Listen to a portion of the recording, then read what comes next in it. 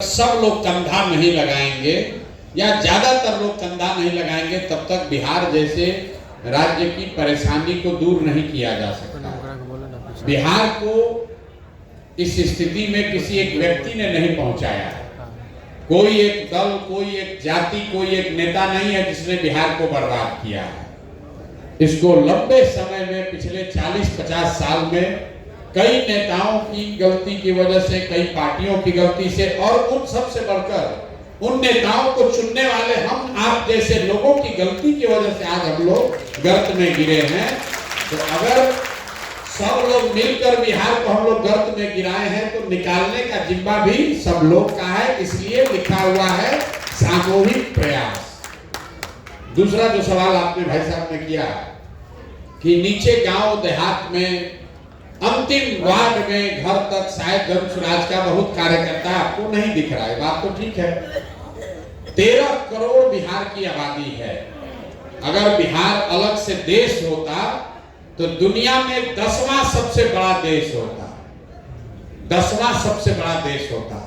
13 करोड़ आबादी तक किसी बात को, विचार को, व्यक्तित्व को, प्रोग्राम को पहुंचाने के लिए चाहे आप दिन रात जितना भी मेहनत कर लीजिए, एक समय लगना ही लगना है। इतना बात तो आप जरूर मानिएगा कि 2 बरस पहले जितने लोग जनसुराज के बारे में जानते थे, इससे प्रभावित थे, इससे जुड़े थे, उससे कई गुना ज्यादा लोग आज जनसुराज को जानते हैं, इससे जुड़े हैं या इसकी ओर देख रहे हैं।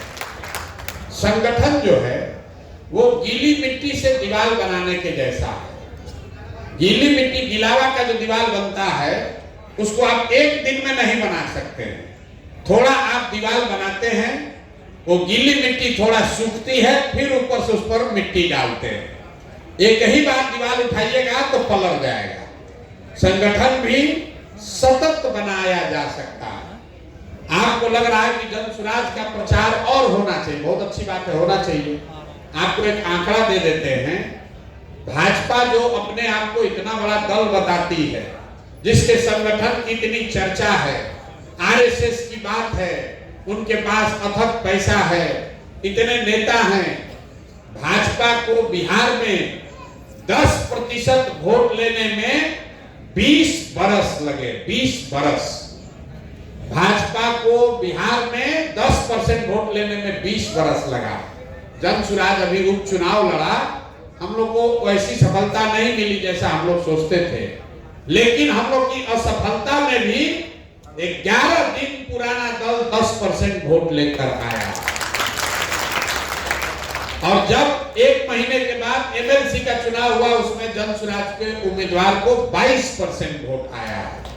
ये जनसुराज की सोच का, प्रयास का प्रभाव है। और बेहतर होना चाहिए, उसी के लिए तो हम लोग लगे हुए हैं। अभी एक प्रसाद किशोर चले थे और हजारों आप जैसे लोग इसमें जुड़ेंगे।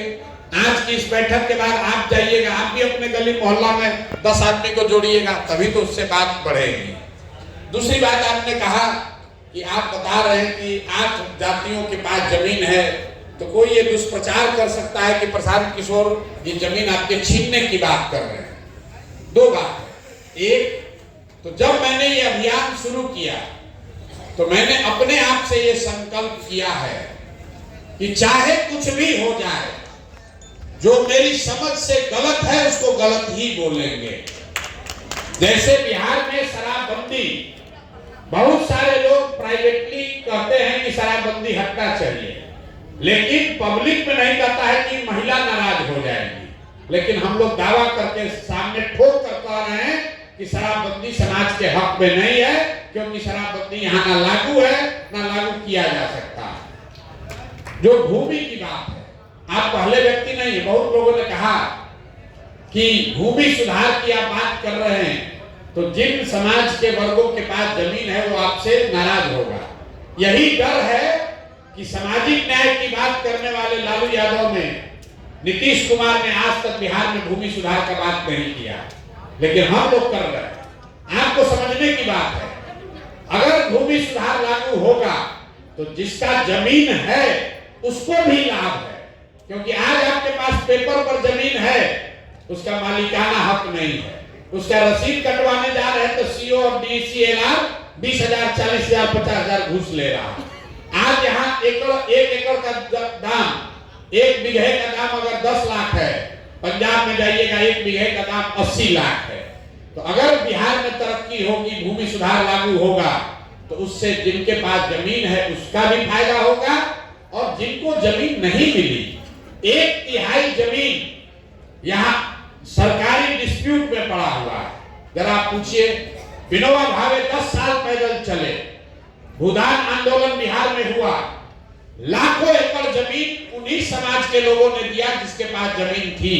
वो जमीन कहां गया, किसको मिला वो जमीन, कोई पूछने वाला नहीं है।